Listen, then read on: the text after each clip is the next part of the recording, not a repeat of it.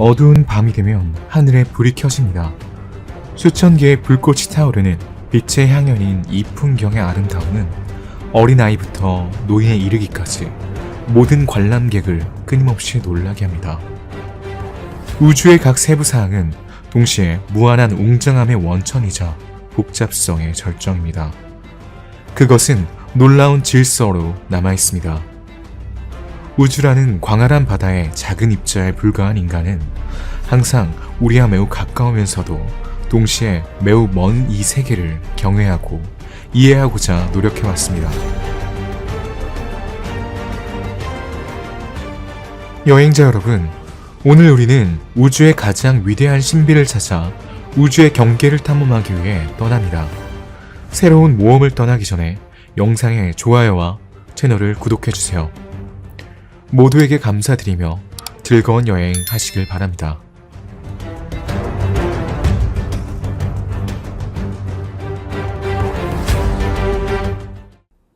오늘날 우리가 태양계와 우리를 둘러싼 우주에 대해 많은 것을 알고 있지만 아직 발견되지 않은 모든 것에 비하면 극히 일부에 불과하다는 사실이 남아있습니다. 인간은 자신에게 너무 큰 요람에서 길을 잃은 신생아와 같습니다. 침대 구석에 웅크리고 앉아 작은 세상의 안락한 손길을 찾으며 잠을 청합니다. 인간은 이 아이처럼 끊임없이 우주의 경계를 넘나들고 있습니다. 이런 의미에서 천문학은 과학 그 이상이며 인간과 우주의 기원과 실체를 연결해주는 학문입니다. 우주의 역사는 곧 인간의 역사입니다. 따라서 인간이 자신을 인식하게 된 이래로 그의 시선은 하늘을 향했습니다. 그리고 수세기 동안 그는 점점 더 멀리 나아가고 있습니다. 오늘 우리는 손끝으로 이 틀을 만지고 심지어 그 너머로 나아갈 것입니다.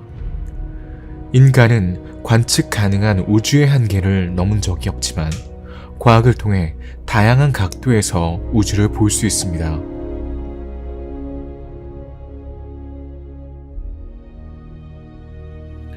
우주 여행을 통해 우리는 관측 가능한 한계에서 가장 먼 곳까지 태양, 달, 화성과 같은 천상의 주민들을 만나러 떠날 것입니다.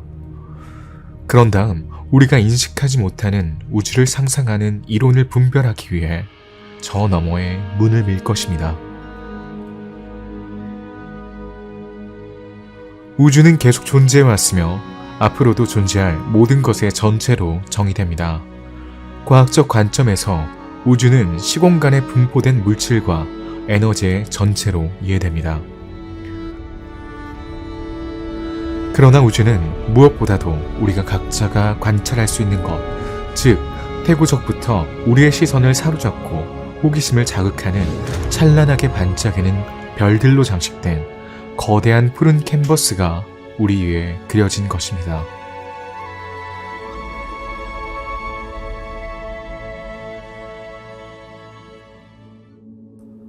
천문학의 역사는 인간이 하늘을 향해 눈을 떴던 선사시대부터 시작됩니다. 이후 기술의 발전으로 우리는 더욱 멀리 볼 수 있게 되었고 과학적 진보로 전체 세계를 이해할 수 있게 되었습니다. 고대부터 인간은 하늘을 이해하기 위해 기념비를 세우기 시작했습니다. 현재까지 발견된 가장 오래된 유적지인 고색의 원은 우리 시대보다 5,000년 전의 것입니다. 세계의 동심원으로 이루어진 이 기념비는 2003년 8월에 발견되었습니다.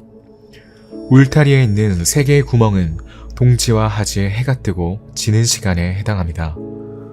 이 유적지는 농부들이 태양 주기에 따라 작업 시기를 결정할 수 있도록 농업 목적의 천문대로 사용되었을 수 있습니다. 기원전 2300년 중국인들은 별에 이름을 붙였습니다.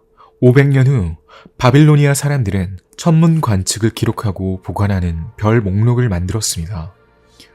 기원전 530년 소크라테스 이전에 그리스 철학자 피타고라스는 달, 태양, 별, 육안으로 관측할 수 있는 5 행성이 구형인 지구를 중심으로 공전한다는 생각을 지지했습니다. 그는 또한 아침 별과 저녁 별이 같은 별이라는 사실도 지지했습니다. 100년 후 또 다른 그리스 철학자 데모크리토스는 은하수가 수많은 별들로 이루어져 있다는 생각을 내놨습니다.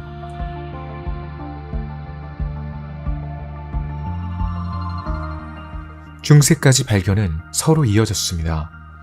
최초의 초신성과 헨리해성이 관측되었습니다. 이 기간 동안 그리스인들은 아스트로라벨을 발명했습니다. 이 천문 관측 도구는 별의 높이, 특히 태양의 높이와 방향을 측정할 수 있게 해줍니다. 최초의 태양 중심 이론은 그리스의 수학자이자 천문학자인 사모스의 아리스타르쿠스가 달과 태양의 일식에 대한 해석을 바탕으로 개발했습니다.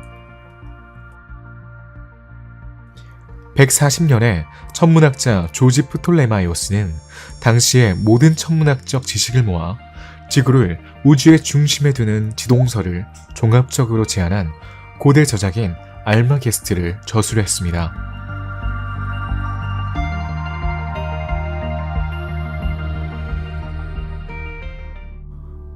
서양에서는 코페르니쿠스 혁명이 일어나기 전까지 모든 중세시대에 알마게스트가 우주를 이해하는 데 참고 자료로 사용되었습니다. 499년 인도의 천문학자 아리아바티아는 천문학과 수학에 대한 지식을 정리한 아리아바티아라는 책을 썼습니다. 그는 또한 지구는 자전하며 태양 주위를 도는 태양 중심계에 대한 자신의 비전을 드러냈습니다.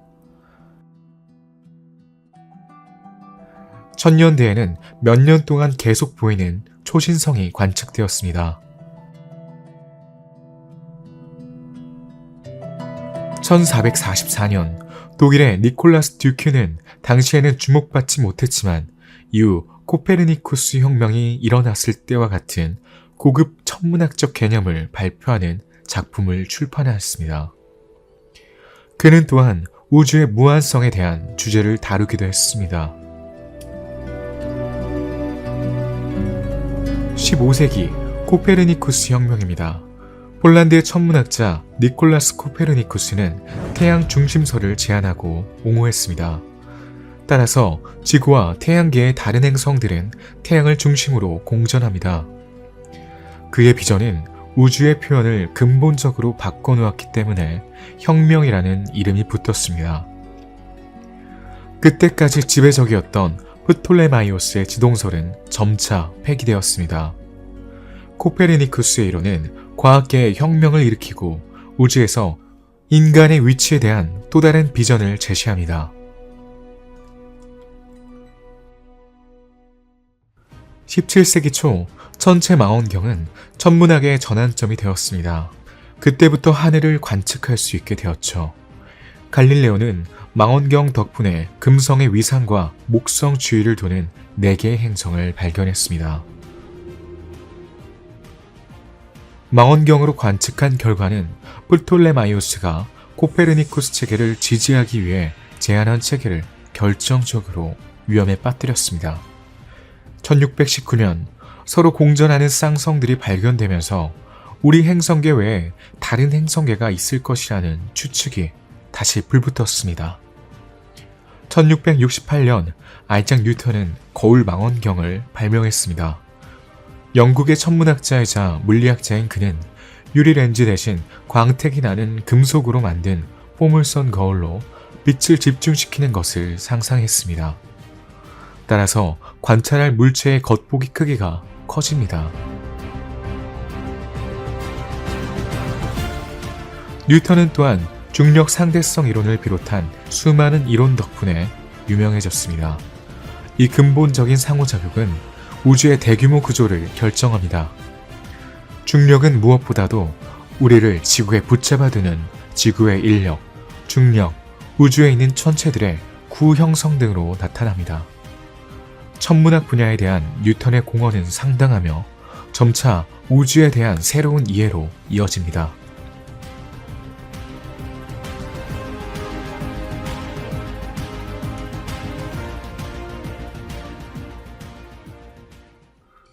이것이 바로 계몽주의 시대가 도래한 이유입니다.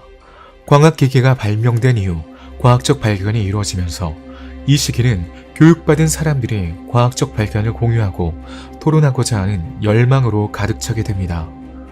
과학 대중화를 위한 작품들이 대량으로 출판되어 천문학 분야는 자연과학 분야에서 가장 많이 쓰여진 분야 중 하나가 되었습니다. 디드로와 달렘베르의 백과사전은 일련의 문서화된 저술을 통해 태양계 중심계를 아낌없이 묘사하며 전체 사회가 태양 중심계에 접근할 수 있도록 하는 데 기여했습니다. 1700년대 말 별들 사이에서 혜성으로 분류되던 천왕성은 망원경 덕분에 마침내 행성으로 간주되어 최초로 발견되었습니다.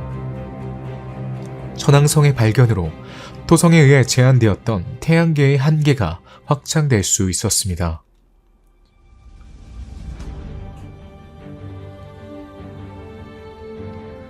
현대시대에도 기술 발전의 진전으로 인해 많은 발견이 이루어지고 있습니다. 천문학자들은 별이 매우 먼 곳에 있는 천체이며 태양계에서 가장 가까운 별인 프록시마 켄타우리조차 지구에서 약 4광년 떨어진 곳에 있다는 사실을 발견했습니다. 사진의 출현은 우주를 자세히 관찰하는 데 큰 진전을 이뤘습니다. 이제부터는 몇 시간의 노출 덕분에 광도가 충분해져 디테일을 살릴 수 있게 되었습니다. 달의 첫 번째 사진은 1840년에 촬영되었습니다. 20세기에는 현대 천체 물리학 이론이 꽃을 피웠고 그중 많은 이론이 알버트 아인슈타인에 의해 공식화되었습니다. 1923년 에드윈 허블은 안드로메다 은하와 우리 은하 밖의 위치를 연구하던 중 우리 은하가 아닌 다른 은하가 존재한다는 사실을 증명했습니다. 얼마 지나지 않아 허블의 법칙에 따라 은하들이 대규모로 서로 멀어진다는 우주의 팽창 가설을 공식화했습니다. 이러한 데이터는 우주의 시작을 이해하고 특히 우주의 나이를 측정할 수 있게 해줍니다.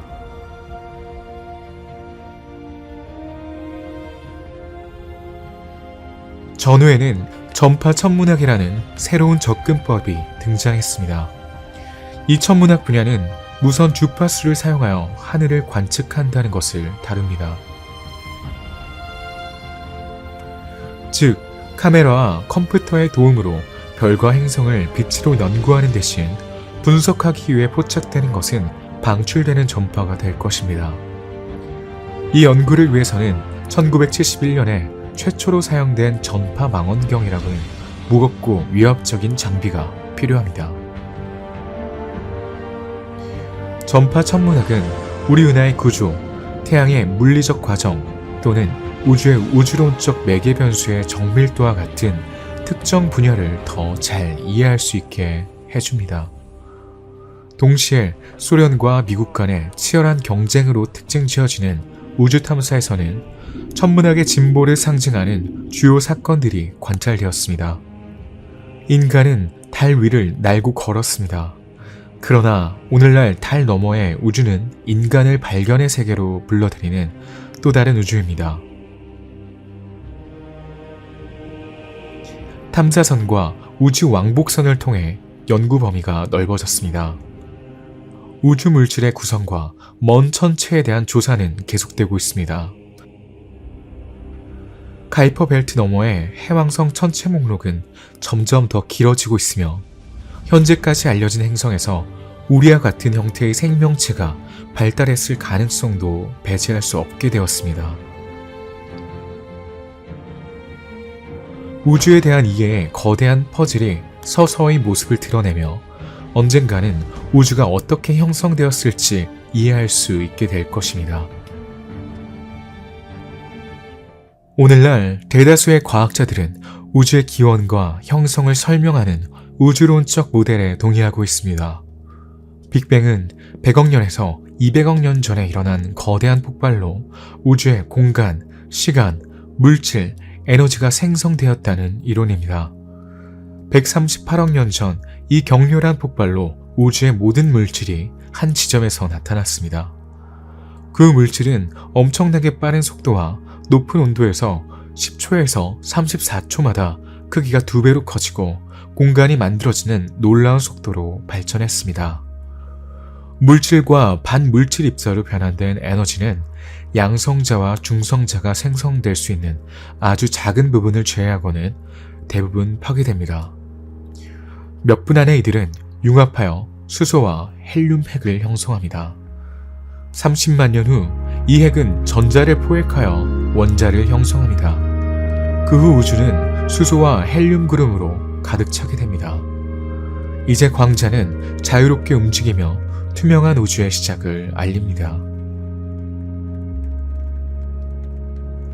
우주는 계속 진화하여 별인 가스덩어리가 형성되고 태양 주위를 공전하는 행성이 형성되고 마지막으로 지구가 형성될 것입니다. 끊임없는 진화가 오늘날 우리가 알고 있는 우주로 이어질 것입니다. 빅뱅 이론은 우주의 팽창이라는 개념에 의해 과학적으로 뒷받침되었습니다.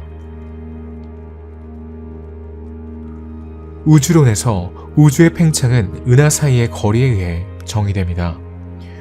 이 거리는 항성 전체의 움직임이나 크기 증가로 해석되는 것이 아니라 우주의 확장으로 해석됩니다. 따라서 물체들은 서로 멀어지게 됩니다. 우주의 팽창에 대한 발견은 20세기에 여러 단계에 걸쳐 이루어졌습니다. 당시에는 망원경을 통해 많은 천체를 관찰할 수 있었습니다. 모두 성운, 가스, 성간 먼지 클러스터로 간주되었지만 은하도 포함되었습니다. 이러한 성운의 성격과 거리에 대해 과학계는 의문을 품었습니다.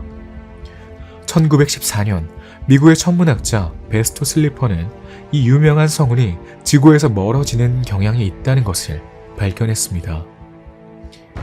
이 성운의 속도를 측정한 결과 과학자는 성운의 빠른 움직임이 중력과 관련이 없는 것처럼 보였기 때문에 성운이 은하수에 속하지 않아야 한다고 결론지었습니다. 그런 다음 이러한 물체의 거리를 계산하는 방법을 결정해야 했습니다. 1920년 위대한 논쟁이 시작되었습니다. 이 과학회의는 성운의 본질과 거리를 정의하는 것을 목표로 했으며 마침내 은하로 판명되었습니다. 이 논쟁의 가장 유명한 날짜는 4월 26일에 열렸습니다. 할로우 샤플리와 헤버 커티스는 특히 안드로메다 은하를 중심으로 성운의 외계성 여부에 대해 서로 반대했습니다. 할로우 샤플리는 관측 가능한 우주가 은하수 너머로 확장되지 않는다는 생각을 옹호했고 커티스는 그 반대의 생각을 옹호했습니다. 이 논쟁은 몇 년 전 베스토 슬리퍼의 발견으로 더욱 풍부해졌지만 확실한 결론에 도달하지 못했습니다. 5년 후 우주의 본질에 대한 이해에 큰 진전을 이룬 미국 천문학자 에드윈 허블의 개입으로 이 논쟁은 종결되었습니다. 허블은 후커 망원경 덕분에 세페이드와 여러 변광성을 관측하고 그 거리를 계산하여 이 천체들의 외계성을 증명할 수 있었습니다. 몇 년간의 관측 끝에 허블은 후퇴 속도와 특정 은하 사이의 거리 사이의 연관성을 입증하여 우주의 팽창을 증명했습니다. 1927년 벨기에의 천문학자이자 물리학자인 조르주 르메트르는 은하가 팽창으로 인해 거리에 비례하는 속도로 멀어지는 것처럼 보이는 우주 모델을 정의했습니다. 이러한 모든 발견은 아인슈타인의 일반 상대성 이론의 발전과 결합되어 우주의 팽창과 빅뱅의 증거가 되었습니다. 우주의 팽창은 멀리 있는 천체의 거리가 멀어진 것으로 나타납니다. 그럼에도 불구하고 천체의 위치 이동은 인간의 눈으로는 너무 느리기 때문에 우리가 볼 수 없습니다. 따라서 과학자들은 적색 편의 현상을 관찰하는 데 동의했습니다. 은하가 방출하는 빛의 파장, 즉 스펙트럼은 팽창으로 인해 증가하여 적색으로 이동합니다. 따라서 팽창하는 우주에서는 적색 편의가 높을수록 은하가 더 멀리 떨어져 있습니다. 우주의 팽창 현상을 탄성 웹의 이미지로 상상하는 것이 더 쉽습니다.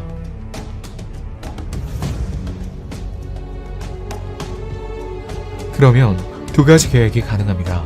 이 캔버스에는 처음에는 원이 그려져 있습니다.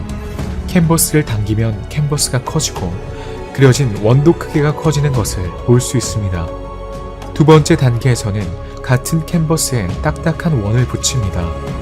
캔버스를 당기면 캔버스가 커지고 딱딱한 물체는 서로 멀어지지만 크기는 변하지 않습니다. 이 마지막 현상은 우주가 팽창하는 동안 발생합니다. 일반 상대성 이론의 법칙에 따라 우주는 다양한 형태의 물질이 가하는 힘에 영향을 받기 때문에 정지 상태를 유지할 수 없습니다. 하지만 1998년 새로운 발견이 과학계를 뒤흔들었습니다.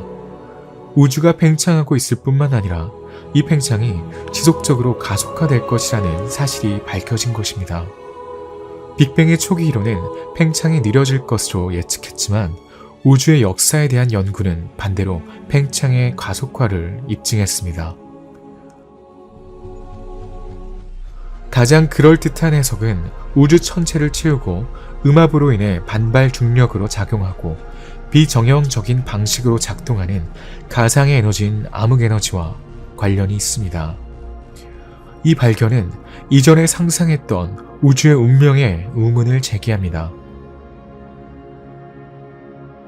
지구에 숨어있는 우리를 둘러싼 우주는 멀고 무한해 보입니다.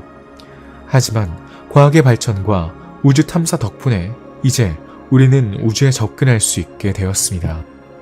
이제 적어도 관측 가능한 한계까지 우주에 대한 자세한 설명이 가능해졌습니다.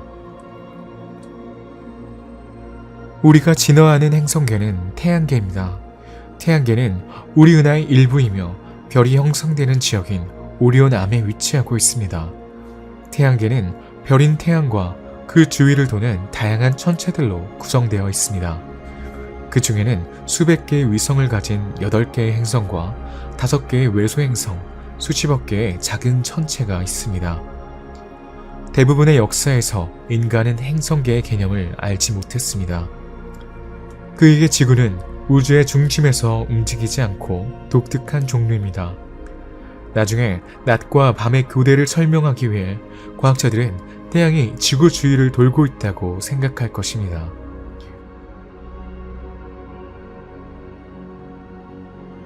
지구에서 가장 가까운 행성인 수성, 금성, 화성, 목성, 토성은 선사시대부터 인간이 육안으로 관찰할 수 있었기 때문에 알려져 왔습니다. 17세기부터 천문학자들은 망원경 덕분에 마침내 태양계를 있는 그대로를 관찰할 수 있게 되었습니다.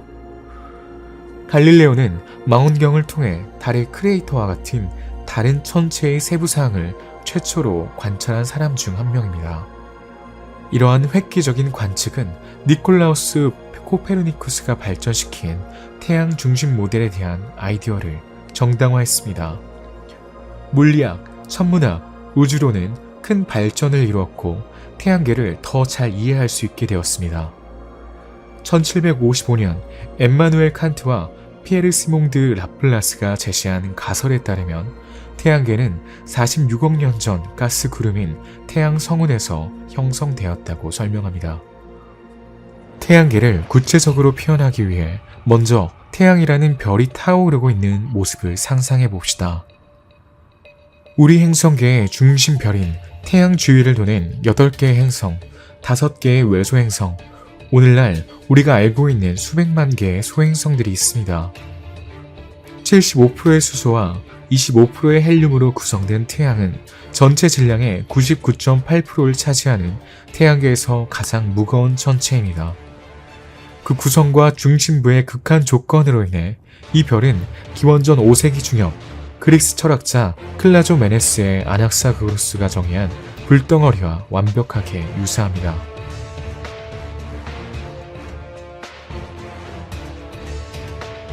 태양은 46억 년 전에 형성되었습니다. 태양 성운 가설에 따르면 스스로 자전하는 거대한 분자그램이 거대한 초신성의 폭발로 인해 파괴되었을 것입니다. 일반적으로 자전하는 작은 성단이 붕괴되어 그 안에 별이 형성된 가스 원반이 탄생했을 것입니다.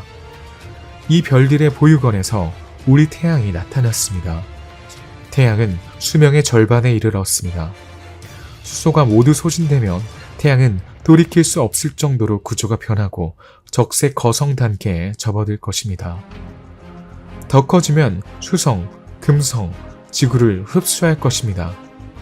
표면의 온도가 낮아지고 색이 점차 빨갛게 변합니다. 수소가 부족하면 수십억 년 동안 핵에 축적된 헬륨으로 핵 공정을 계속할 것입니다. 시간이 지남에 따라 완전히 냉각되어 수십억 년 후에 멸종될 때까지 백색 외성이 될 것입니다. 태양은 빛의 형태로 우리에게 지구와 생명을 유지하는 데 필요한 에너지를 제공합니다. 태양이 없다면 지구는 영하 270도까지 냉각될 것입니다. 지구의 대기 전체가 지구 표면에 얼음층을 형성하여 우리가 숨을 쉴 수 없을 것입니다. 태양은 또한 지구를 공전하는 궤도에 유지하는 역할도 하는데 별이 없다면 지구는 우주에서 떠오를 것이고 다른 천체와 충돌할 수도 있습니다.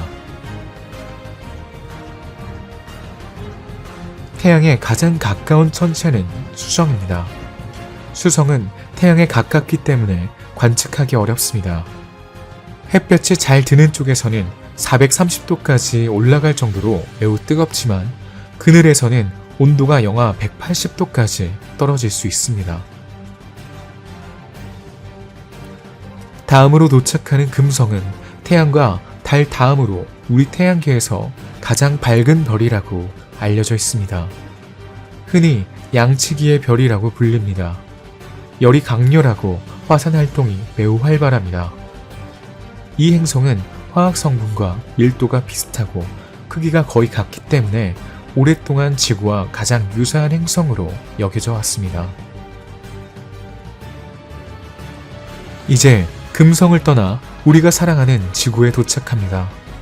인간을 보호하고 생명의 출현과 진화를 가능하게 한 행성입니다.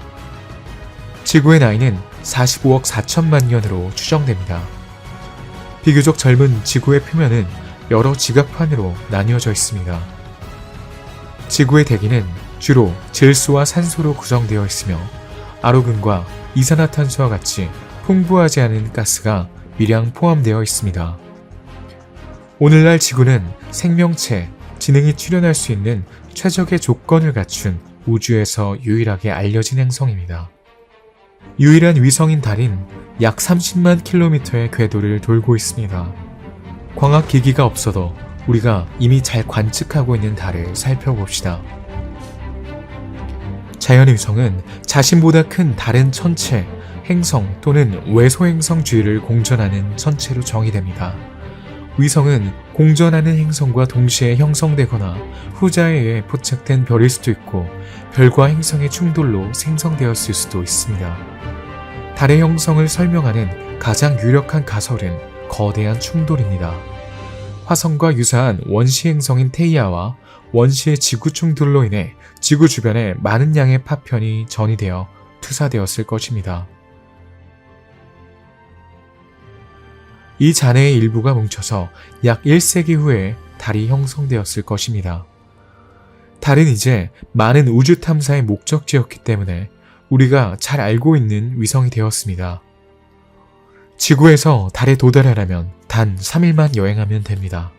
달 탐사에 대한 관심은 1957년부터 1975년 사이에 우주 경쟁에 의해 촉발되었습니다.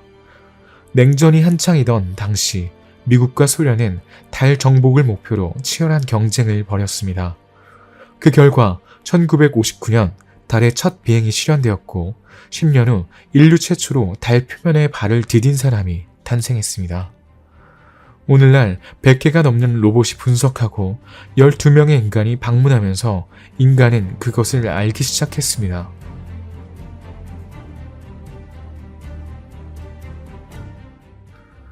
달은 지구의 3분의 1 크기이며 지구 질량의 1%를 조금 넘습니다. 달 표면에서 우리는 큰 온도 차이를 관찰할 수 있습니다. 달의 일부 분화구는 영구적으로 그림자 속에 잠겨 영하 248도까지 내려가기도 하고 다른 곳에서는 온도가 123도까지 올라가기도 합니다. 달의 표면은 분화구, 해성, 소행성 파편, 운석 충돌, 먼지로 덮여 있습니다. 가장 상당한 구호는 육안이나 쌍안경으로 관찰할 수 있습니다. 일부 어두운 부분은 검은 바다라고 불리지만 실제로는 바다가 아니라 용암이 흐르던 충돌 분화구입니다.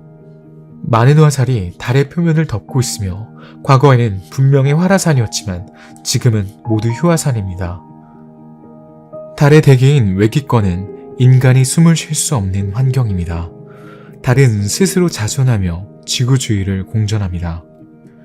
또한 낮과 밤의 위상을 관찰하지만 달의 낮과 밤은 각각 지구의 15일에 해당하기 때문에 훨씬 더 오래 지속됩니다.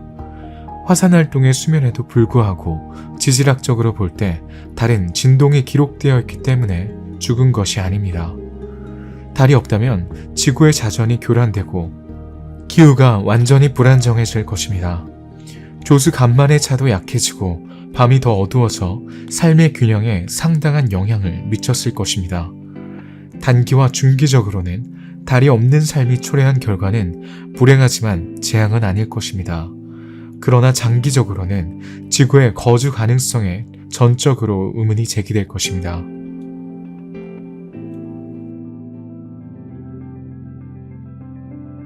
선사시대부터 알려진 화성은 태양에서 2억 2,700만 킬로미터 떨어진 네 번째이자 마지막 텔루르 행성입니다.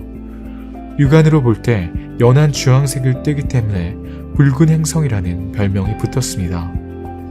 최근 탐사 결과 이 색은 토양에서 철 미네랄이 산화된 결과임을 확인했습니다. 대기는 가스, 질소, 아르곤으로 구성되어 있으며 지상의 압력은 지구보다 1000배나 낮습니다. 높은 고원에 의해 그려진 이곳은 높이 20km, 지름 400km의 화선이 절정에 달하는 복잡하고 다양한 풍경을 제공합니다.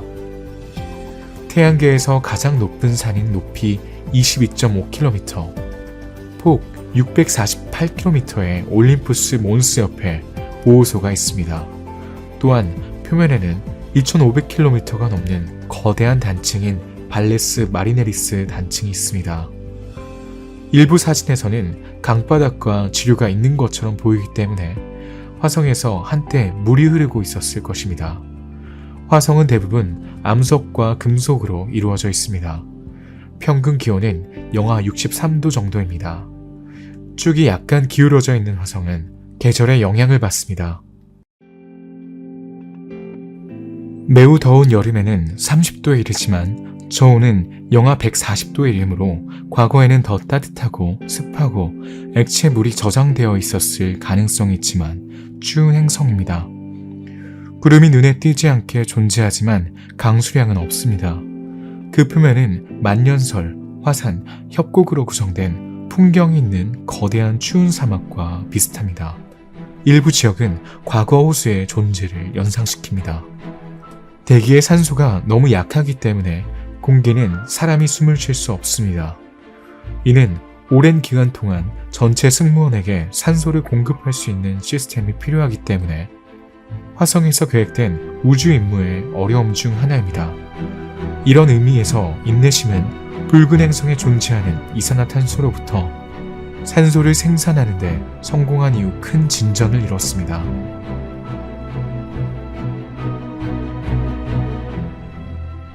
화성은 이제 우주 탐사 프로젝트의 중심에 서 있습니다. 주된 이유는 무엇일까요? 화성은 지구와 상대적으로 닮았고 가깝기 때문입니다.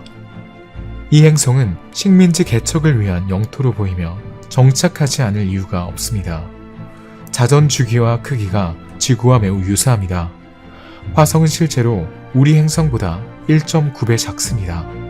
과학자들은 35억 년 전 화성은 생명체의 출현과 진화에 유리한 조건을 가지고 있었을 것이라 생각합니다. 격렬한 기후변화를 겪기 전 화성은 오늘날보다 더 따뜻했고 대기가 더 두꺼웠습니다. 이 잔인한 변화에 대한 설명은 인간에게 의문을 제기합니다. 생명체에 유리했던 행성이 어떻게 그렇게 적대적이었을까요? 화성과 지구 사이의 여행 기간은 위치 궤도에 따라 다르지만 최대 260일 또는 8개월 이상이 될 수 있습니다. 궤도 탐사선과 우주 탐사선은 화성에 더 많은 것을 발견하기 위해 화성을 조사하고 있으며 언젠가는 최초의 유인 탐사 임무가 실현될 수 있을 것입니다.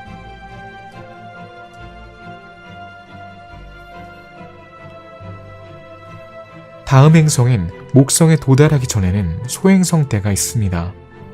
텔루르 행성 형성의 잔재로 먼지 한 톨 크기로부터 수백 킬로미터의 몸체까지 서로 다른 수십억 개의 암석 궤도가 화성과 목성 사이에 홀을 그리며 배열되어 있습니다. 이 벨트 너머에는 존재하는 4개의 행성이 기체로 정의됩니다. 이 행성들은 주로 수소와 헬륨으로 구성되어 있기 때문에 단단한 표면을 가지고 있지 않습니다. 이들은 지상 행성보다 훨씬 크며 태양 주위를 도는 궤도 질량의 99%를 차지합니다.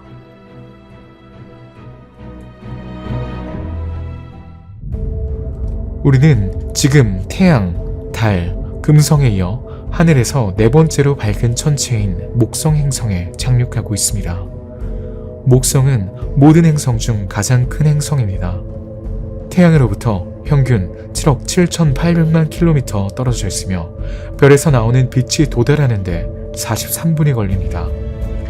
주로 움직이는 기체와 액체로 이루어져 있으며 어떤 종류의 생명체가 발달하기에는 특히 불리한 조건으로 보입니다. 목성에서 멀지 않는 곳에 태양계에서 2번째로 큰 행성이 있습니다. 바로 토성입니다. 얼음과 바위로 이루어진 고리로 유명해진 이 가스 행성은 과학자들이 가장 좋아하는 행성입니다. 태양으로부터 평균 14억 3천만 킬로미터 떨어진 곳에 위치해 있으며 1시간 19분 후에 빛을 받습니다. 토성 여행은 매우 장기적으로 가능합니다. 실제로 나사가 주도한 카시니 후이겐스 탐사선은 2664일, 즉 7년이라는 긴 여행 끝에 탐사선을 토성 궤도에 올려놓을 수 있었습니다. 토성은 지구보다 9배나 크지만 물보다 밀도가 낮습니다. 실제로 토성을 물로 가득 찬 거대한 욕조에 담그면 물에 뜨는 것과 같은 원리입니다. 육안으로도 관찰할 수 있는 토성은 고대부터 발견되고 관측되어 왔습니다.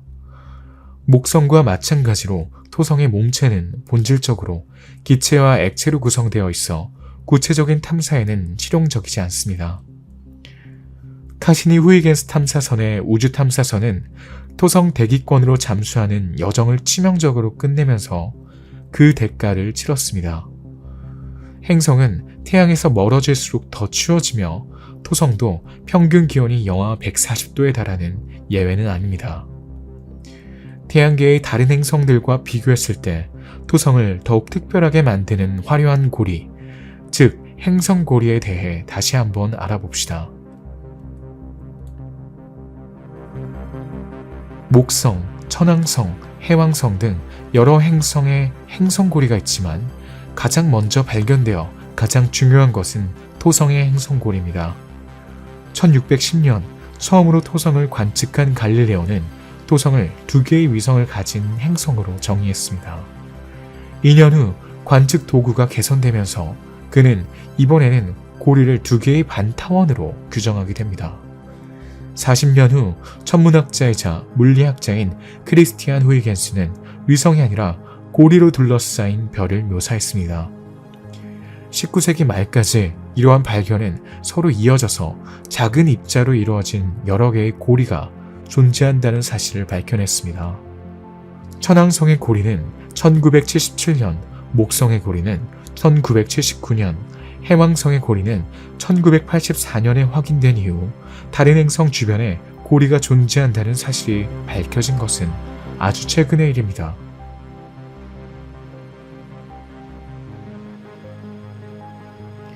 이제 우리는 행성 고리가 대부분 먼지와 작은 입자로 만들어져 평평한 고리 모양으로 행성, 외소행성, 작은 천체 또는 자연 위성을 둘러싸고 있다는 것을 알고 있습니다. 행성 고리 형성 기원에 대한 가설이 공식화되었지만 아직 승인된 것은 없습니다. 토성의 고리에 관한 한 토성의 고리는 카이퍼 벨트 천체들이 행성의 인력에 의해 본질적으로 분해되어 형성되었을 것입니다. 토성에는 7개의 주 고리와 피비 고리라고 불리는 매우 큰 외륜, 그리고 여러 개의 고리가 있습니다. 피비 고리의 지름은 1200만 킬로미터입니다. 육안으로 볼 수 있다면 그 크기는 보름달 2개와 맞먹을 것입니다. 토성의 고리는 태양 빛의 60%를 반사합니다. 2018년 연구에 따르면 토성의 고리는 2억 9,200만 년이 지나면 사라질 것이며 그 기원은 훨씬 더 웅장했을 것이라고 합니다. 이제 천왕성과 해왕성에 대해 알아봅시다.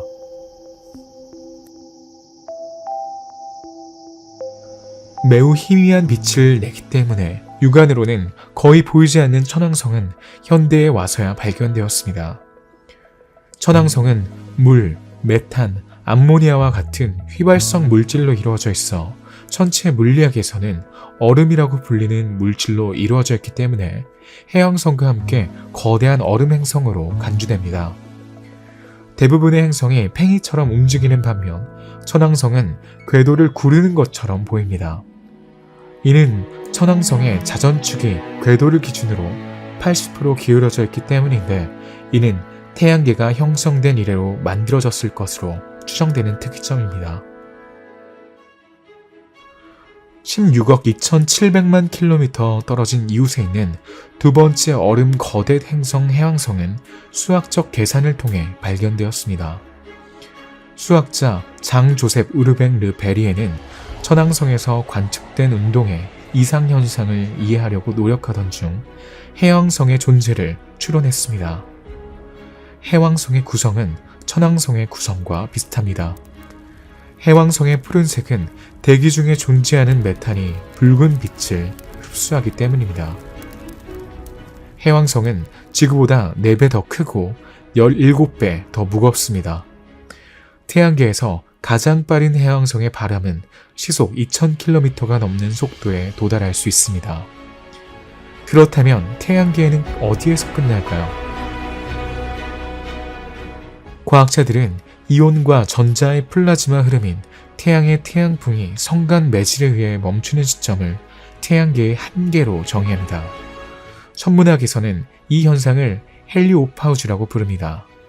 보이저 1호가 수집한 데이터에 따르면 성간 공간은 지구에서 190억 킬로미터 떨어진 곳에 도달했을 것입니다.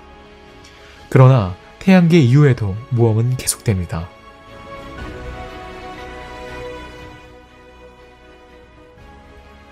천문학자들은 이제 우주에서 더 멀리 떨어진 곳까지 천체를 관찰할 수 있게 되었습니다. 최첨단 망원경 덕분에 수백억 년을 여행한 별들이 발견되었습니다. GNG11 은하와 이카루스 별이 그 예입니다.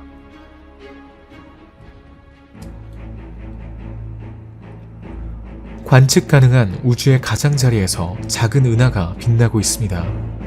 북두칠성 자리에 위치한 GNG11이라는 이름의 작은 별 그룹은 2016년 3월 현재 관측된 은하 중 가장 멀고 가장 오래된 은하입니다. 이 은하의 특이한 이름은 그 위치에서 파생된 것입니다. 이 은하는 134억 년 전에 형성되었습니다. 이것은 우주 존재의 시간의 거의 97%에 해당합니다. 그렇다고 해서 은하가 우리로부터 수억 년 떨어져 있다는 의미는 아닙니다. 우주는 확장하기 때문에 은하계는 우리보다 훨씬 더 멀리 있습니다. 과학자들은 그 위치를 약 320억 광년으로 추정합니다. 허블 우주 망원경의 눈을 통해 이 은하와의 만남이 이루어질 수 있었습니다. GN-G11은 은하는 우리 은하보다 25배 작고 질량은 100배나 낮습니다. 이 은하의 높은 광도는 중요한 별 형성으로 설명됩니다. 실제로 이 은하는 우리 은하보다 훨씬 빠르게 별을 생성합니다. 이 매우 뜨겁고 거대한 별들은 우주의 시작에 남아있었던 별들을 연상시킵니다.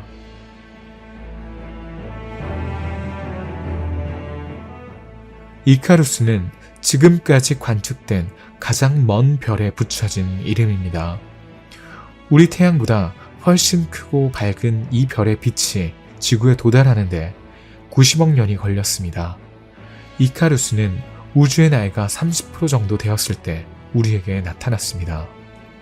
이 발견은 2018년 허블 우주망원경의 도움으로 가능했습니다. 과학자들은 멀리 떨어진 초신성을 관측하던 중 2013년부터 2016년 사이에 점점 더 밝아지는 광원을 발견했습니다. 이카루스 별은 중력 렌즈 현상 덕분에 발견되었습니다. 관측자와 광원 사이에 위치한 은하단이 별의 희미한 빛을 증폭시켰기 때문입니다. 지구에서 50억 광년 떨어진 곳에 위치한 이 성단은 이카루스의 밝기를 최대 2100까지 증가시켜 망원경으로 볼 수 있게 했습니다. 90억 광년 떨어진 곳에 위치한 이 별은 지금까지 관측된 별 중 가장 먼 별이라는 신기록을 보유하고 있습니다. 천체 물리학자들은 관측 덕분에 이 별에 대해 조금 더 많이 알게 되었습니다. 이카루스는 청색 거성으로 매우 뜨겁고 밝으며 특히 매우 거대한 푸른색의 별을 정의합니다. 태양 질량의 약 16배이며 수명은 짧습니다. 중력 렌즈로 고립된 별을 관측할 수 있는 것은 이번이 처음입니다. 이것은 먼 우주 연구에 대한 진정한 전망을 열어줍니다. 이카루스는 이제 천문학자들이 별의 진화와 1세대 별의 성질을 연구하는 데 기준점이 될 것입니다. 또한 이 발견을 통해 우주를 구성하는 이해하기 어려운 물질인 암흑물질에 관한 가설도 검증할 수 있게 되었습니다.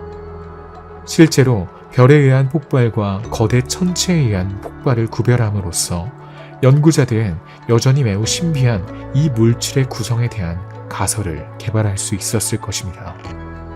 관측 가능한 우주의 한계에 도달했으면 이제 관측할 수 없는 우주와 관련된 신비로운 이론의 세계로 들어가 보겠습니다.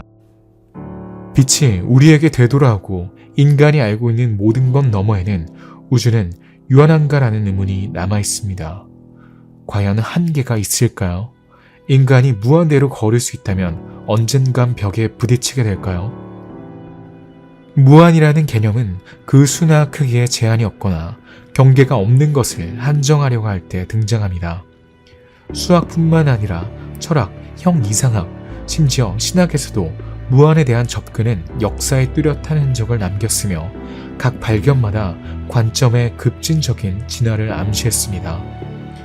유한하고 제한된 존재인 인간은 역시 유한하고 제한된 지구에서 진화하면서 자신이 진화하는 우주가 무한히 넓어 보인다는 것을 깨닫게 됩니다.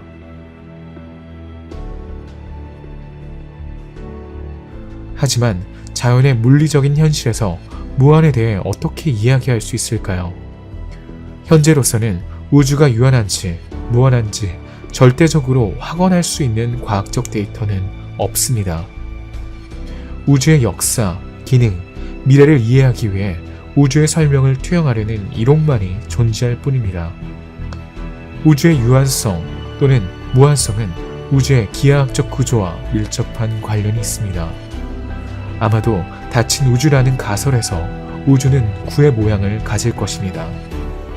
이 기하학은 유한한 공간이지만 끝이 없는 공간을 의미합니다. 같은 방식으로 우리는 구형인 지구 주위를 멈추지 않고 걸을 수 있습니다. 닫힌 우주는 가장자리, 즉 경계가 있다는 것을 의미하며 우주는 언젠가 팽창이 멈출 수 있을 만큼 충분한 질량을 갖게 될 것입니다. 또한 우주는 무한대로 팽창한다는 것을 의미하는 한계가 없는 평평한 우주일 수도 있습니다. 그리고 오늘날 과학계에서 가장 많이 받아들여진 세 번째 형태는 대규모 평평한 우주의 방향으로 나아가는 것처럼 보입니다.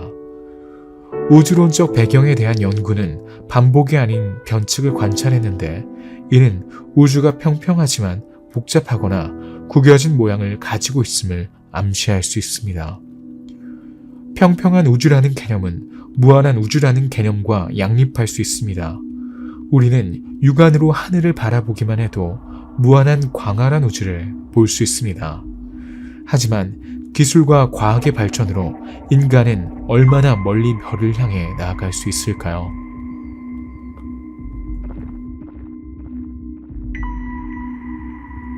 광속은 무한하지 않기 때문에 과학자들이 우주를 멀리 들여다보는 것은 마치 과거를 멀리 들여다보는 것과 같습니다.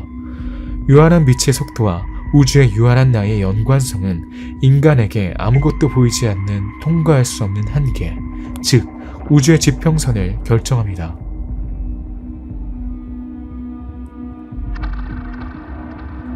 빛이 우리에게 도달하려면 시간이 필요하지만 우주는 138억 년이 되었기 때문에 가능한 여행 시간은 무한하지 않습니다. 즉 180억 광년 떨어진 은하계는 우리의 우주적 지평선 너머에 있다는 뜻입니다. 선원들이 배의 막루에서 수평선을 관찰할 때 보이는 지평선 너머로 바다가 계속 이어지듯이 우주는 우주의 지평선 너머에 존재합니다. 우리는 단지 그것을 보지 못하기 때문에 보이지 않는 우주 또는 관측할 수 없는 우주라는 이름이 붙었습니다.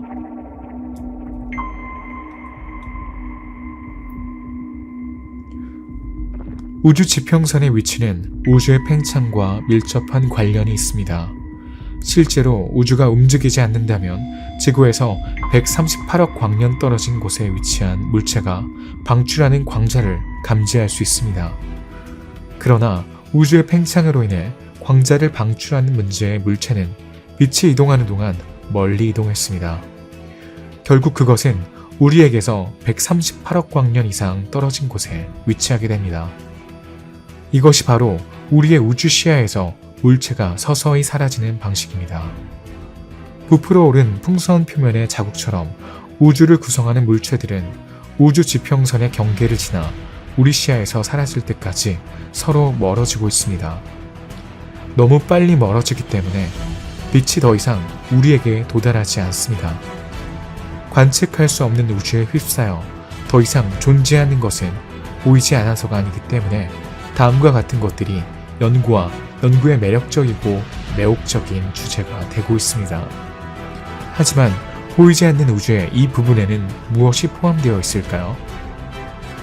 태양 주위를 도는 행성이 8개라는 사실을 알기 전에는 지구만 있다고 생각했습니다.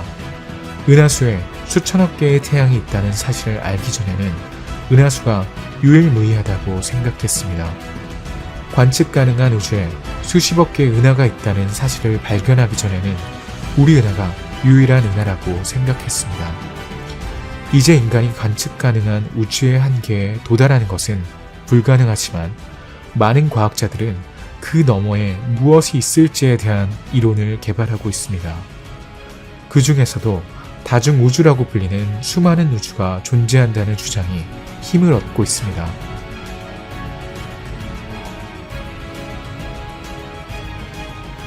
다중우주는 가능한 모든 우주의 집합을 의미하며 따라서 관측 가능한 우주 너머에 다른 우주가 존재할 수 있다고 가정합니다. 그러면 공간과 시간은 더 이상 우리의 유일한 현실이 아닐 것입니다. 다중우주라는 개념은 영화에서 다중우주라는 이름으로 자주 사용됩니다. 다중우주라는 개념은 기원전 6세기 그리스의 철학자이자 과학자인 아낙시만데스가 처음으로 떠올린 개념으로 아낙시만데스는 문자 그대로의 무한하다는 뜻의 아페론이라는 개념을 통해 무한한 세계가 연속적으로 태어나고 형성된다는 것을 생각했습니다. 수세기 후인 1584년 나폴리의 유명한 철학자 조르다노 브루노는 무한, 우주, 세계라는 작품에서 각각 별을 중심으로 수많은 세계로 이루어져 있으며 그 거주자만 볼 수 있고 접근할 수 있는 중심이 없는 무한한 우주의 초화상을 그렸습니다. 18세기 초 사상은 종교의 영향을 받았습니다. 철학자 라이프니츠는 신이 창조한 몇 가지 가능한 세계에 대한 이론을 개발했고 그중 가장 좋은 세계인 우리 세계를 선택했을 것입니다. 그 후 과학적 연구가 이어져 3세기 후 휴 에버렛은 다중세계 이론을 발전시켰습니다. 다중세계 이론은 우리 우주가 영구적으로 다른 우주로 분리되어 서로 접근할 수 없는 다른 많은 우주와 공존한다고 가정합니다. 2014년 스웨덴의 우주학자 맥스 테크마크는 그에 져서 우리의 수학적 우주를 통해 모든 수학적 물체가 물리적으로 존재한다는 가설이 담긴 모든 것의 이론을 폭로했습니다.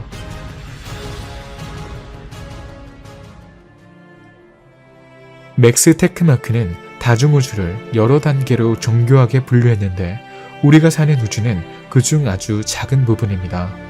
1단계의 다중우주는 우주의 지평선 너머에 있는 우리 세계의 복사본입니다.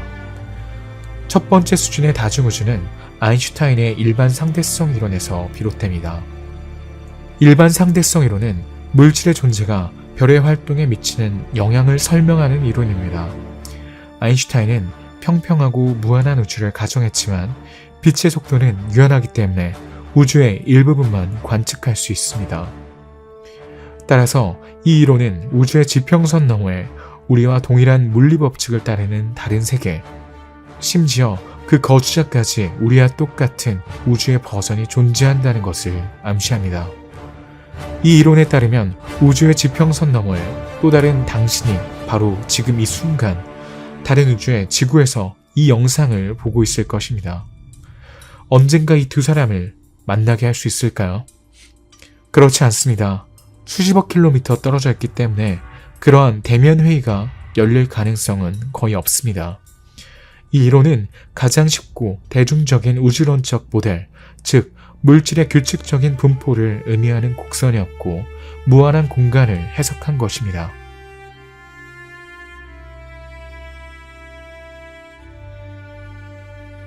레벨 2 다중우주는 우주 인플레이션과 거품입니다.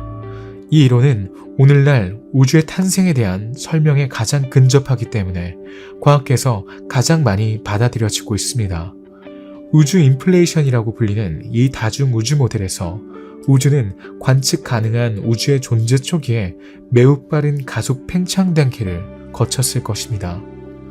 그 후 우주의 팽창은 멈춰져 우리가 살고 있는 우주를 형성했지만 다른 곳에서는 다른 물리법칙에 의해 지배되는 우리 우주와 유사한 다른 공간을 남기고 계속 진행되었습니다.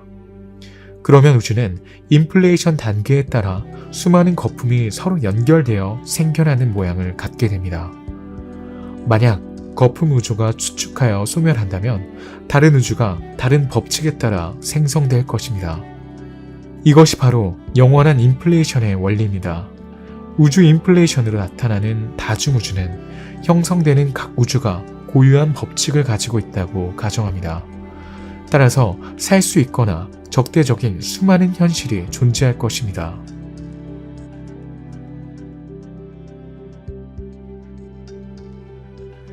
일부 과학자들은 이 영원한 인플레이션 모델을 끈 이론과 연결하기도 합니다. 이 조합은 특히 풍부하고 비옥한 다중우주 모델로 이어집니다.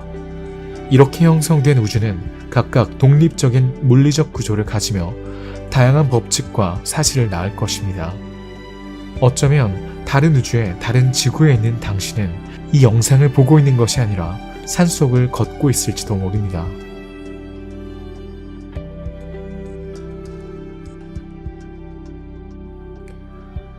레벨 3 다중우주는 다중세계 또는 평행우주입니다. 이 유형의 다중우주는 평행우주에 관한 공상과학 영화에 영감을 주는 우주이기 때문에 일반 대중에게 가장 잘 알려져 있습니다. 이는 끈 이론의 라이벌 이론, 즉 양자 중력을 기반으로 합니다. 이 모델에 따르면 우주에 흩어져 있는 블랙홀의 중심은 중력의 방향이 뒤바뀌는 놀라운 현상의 대상이 될 것입니다. 블랙홀은 빛이 통과할 수 없는 깊은 구멍으로 정의됩니다. 이 시공간의 구멍은 별이 슈바르츠 실트 반지름 아래로 붕괴할 때 형성되며 이는 모든 광자가 타원 궤도를 가짐으로 탈출할 수 없음을 의미합니다. 우주론의 지배적인 체계는 물질이 스스로 붕괴한다고 예측합니다. 그러나 놀랍게도 블랙홀의 중심에 갇히면 수축했다가 다시 튀어나와 퍼집니다. 그런 다음 반복되는 양자 중력은 각각의 블랙홀이 새로운 우주를 낳는 결합된 다중우주를 설명합니다. 레벨 2 다중우주 모델에서와 마찬가지로 새로운 우주의 거대한 출현은 물리법칙과 상수를 바꿀 수 있는 양자 변동을 일으킬 수 있습니다. 레벨 4 다중우주는 다른 수학적 구조에 의해 지배됩니다. 막스 테크마크가 발견한 마지막 단계는 우리가 인정할 수 있지만 우리 우주에서 물리적 실제로 관찰되지 않는 다른 수학적 구조에 의해 지배되는 평행우주를 모았습니다. 이들은 근본적인 규칙의 다른 표현일 뿐만 아니라 규칙 자체도 근본적으로 구별됩니다. 관측할 수 없는 우주에 자신을 투영한 사람은 맥스 테크마크만이 아니었습니다.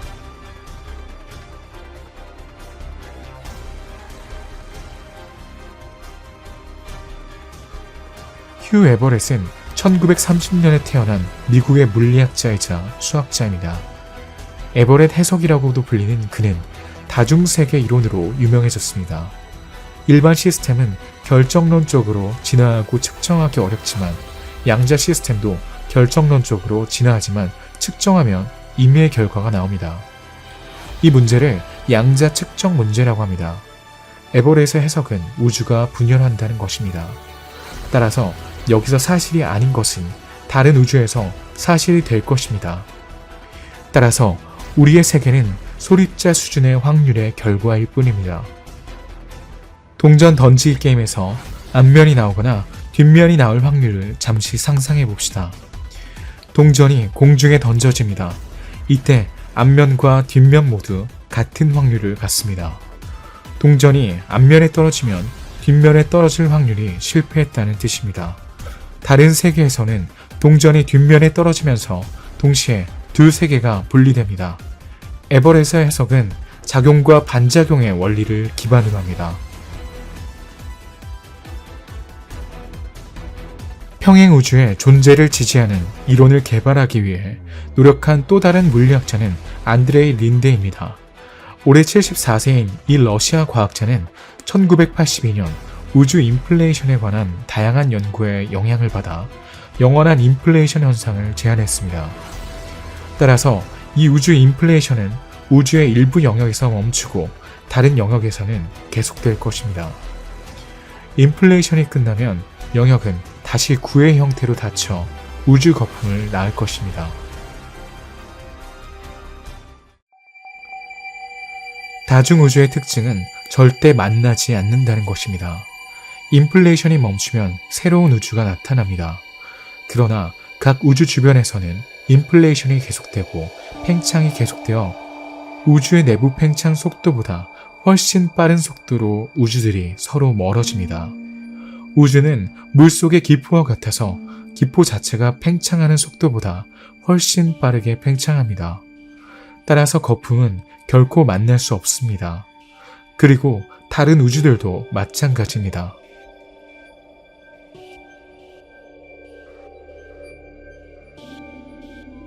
다중우주의 존재에 대한 모든 연구와 그럴듯한 이론에도 불구하고 평행세계를 관찰하고 측정하고 방문할 수 있는 가능성은 거의 제로에 가깝습니다. 스티븐 호킹은 사망하기 일주일 전 영원한 인플레이션으로부터 순조로운 탈출이라는 글에서 다중우주의 존재를 증명하려고 시도했습니다. 벨기에 우주학자 토마스 헤르토그와 공동으로 쓴 이 글에서 두 과학자는 영원한 인플레이션의 의문을 제기하고 덜 복잡한 가설을 제안함으로써 우주의 본질과 다중우주이론에 대한 자신의 생각을 드러냈습니다. 두 과학자에게는 다중우주는 모두 비슷하게 보이는 보다 관리하기 쉬운 우주들의 집합일 것입니다. 또한 빅뱅 당시 다른 우주가 우리와 동시에 나타났다면 그 흔적을 남겼을 것이라고 생각했습니다. 이것이 호킹과 허토그가 다른 우주에서 발생할 수 있는 방사선을 감지하기 위해 수학 공식을 개발한 방법입니다. 두 과학자의 연구는 다중우주에 대한 개념을 실험할 수 있는 과학적 프레임워크로 전환하는 것을 목표로 했습니다. 그 이후로 다른 우주의 흔적이 발견되었나요? 아니요. 2020년 나사가 평행우주를 발견했다고 생각했을 때 잘못된 경보가 울렸지만 실제로는 일부 데이터의 이상현상이었습니다. 일부 물리학자에 따르면 중성자라는 일부 입자가 평행우주에서 우리 우주로 통과할 수 있어 문지기 역할을 할 수 있다고 합니다. 거울 우주이론은 힘과 입자 측면에서 우리와 거의 동일한 평행세계의 존재를 의미하지만 둘 다 접촉할 수 없습니다. 그러나 일부 입자, 더 정확하게는 중성자가 진동의 형태로 한 우주에서 다른 우주로 이동할 수 있다는 것이 밝혀졌습니다. 다른 세계에 대한 아이디어는 수많은 책, 영화, 만화, 공상과학 시리즈를 통해 우리에게 비전을 전달하는 작가들에게 영감을 줍니다. 그럼에도 불구하고 우주 지평선 너머의 세계가 어떤 모습일지는 여전히 미스터리로 남아 있습니다.